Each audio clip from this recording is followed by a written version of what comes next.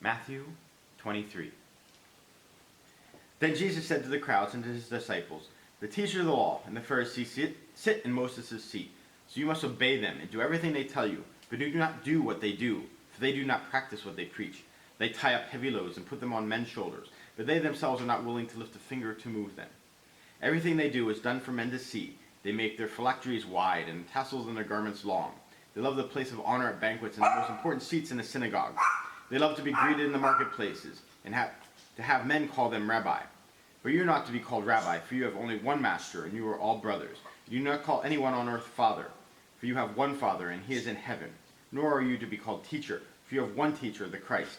The greatest among you will be your servant. Whoever exalts himself will be humbled, and whoever humbles himself will be exalted. Woe to you, teachers of the law and Pharisees, you hypocrites! You shut the kingdom of heaven in men's faces. You yourselves do not enter, nor will you let those enter who are trying to. Woe to you, teachers of the law and Pharisees, you hypocrites! You travel over land and sea to win a single convert, and when he becomes one, you make him twice as much a son of hell as you are. Woe to you, blind guides! You say, if anyone swears by the temple, it means nothing. But if anyone swears by the gold of the temple, he is bound by his oath. You blind fools! Which is greater, the gold or the temple that makes the gold sacred? You also say, if anyone swears by the altar, it means nothing. But if anyone swears by the gift on it, he is bound by his oath. You blind men! Which is greater, the gift or the altar that makes the gift sacred? Therefore, he who swears by the altar swears by it and everything on it. And he who swears by the temple swears by it and by the one who dwells in it. And he who swears by heaven swears by God's throne and by the one who sits on it. Woe to you, teachers of the law and Pharisees, you hypocrites! You give a tenth of your spices, mint, dill, and cumin, but you have neglected the more important matters of the law, justice, mercy, and faithfulness. You should have practiced the latter without neglecting the former. You blind guides! You strain out a gnat, but swallow a camel. Woe to you, teachers of the law and Pharisees, you hypocrites! You clean the outside of the cup and dish, but inside they are full of greed and self-indulgence. Blind Pharisee! First clean the inside of the cup and dish, and then the outside also will be clean.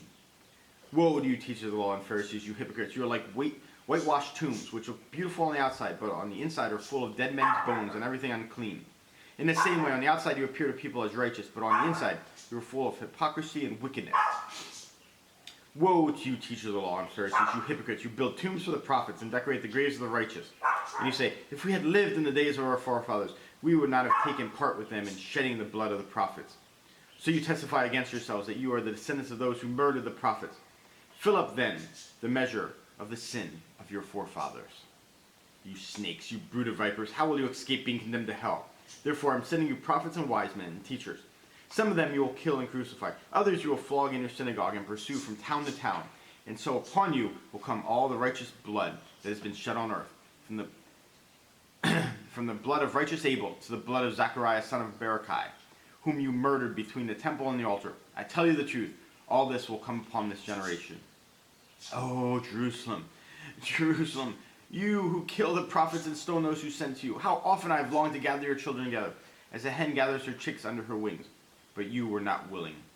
Look, your house is left to you desolate. For I tell you, you will not see me again until you say, blessed is he who comes in the name of the Lord.